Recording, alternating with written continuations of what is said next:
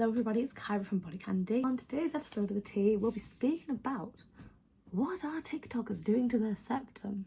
But before we get into that, remember to like, comment and subscribe to BodyCandy. Make sure you see every single one of these videos. You never know which one might help you the most. Stretch piercings have a long history, with many indigenous cultures incorporating them as part of their tradition for centuries. Today, however, the trend has resurfaced in a really big way, becoming a popular fashion statement in the modern era. While stretched lobes are the most common, you can stretch all sorts of piercings, from nostrils to lip piercings.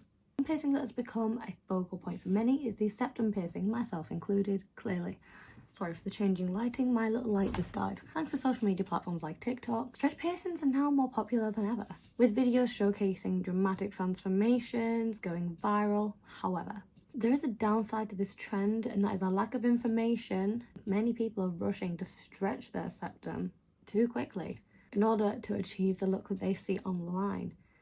This rapid stretching can lead to serious issues. It's important to understand the risks involved with stretching too fast, especially with a septum piercing. Firstly, let's talk about anatomy. The earlobe, for example, is a dangly piece of tissue. That's why stretching is relatively easy. It's nice and elastic and not very resistant. The septum, where the piercing should be, is something called alar cartilage, or alar cartilage. It's different from the cartilage in your ear because it's thinner, squidgier, and more malleable than standard cartilage. This may be why people say that septum piercings hurt less than ear cartilage, although your personal experience may differ completely on that one. At the end of the day, alar cartilage is still cartilage. So your nose is filled with little nerves, so if you've ever taken a good hit to the nose, you already know this. Finally, where the alar cartilage ends up inside your nose, there is standard cartilage and bone.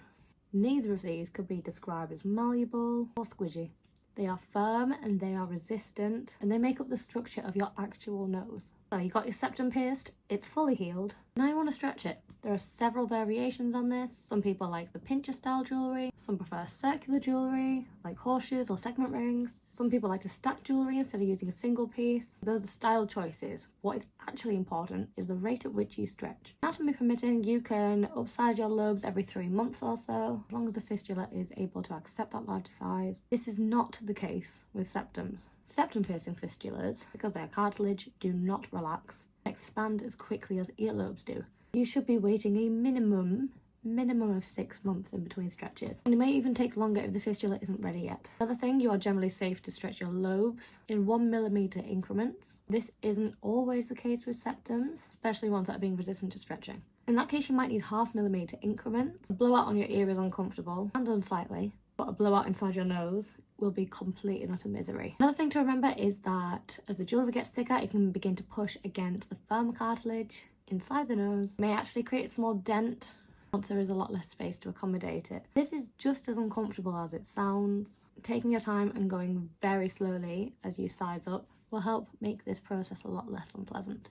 After all, if something goes wrong with stretching, it's a lot easier to hide your ears than it is your nose. Stretched septums are very hot right now, and because of that, a lot of people want their septum stretched right now. Unfortunately, stretching piercings is a game for the patient. It's a journey, not a race. If you absolutely cannot wait long enough to stretch your piercing in a slow and safe way, you do have options. You can try a cheetah style pincher for a stretch look, or a clicker with a standard size barbell but with a wider circular portion. Whatever you decide to do, it's your choice. Just remember this: slow and steady saves your septum.